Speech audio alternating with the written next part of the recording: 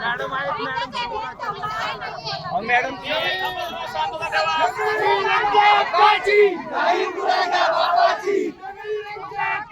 नाही कुणाच्या बापाची जय जवान. परंतु शासकीय यंत्रणेचं कामकाज जे आहे ते शासनाने पार पडलं पाहिजे यासाठी मी इथं उभा आहे.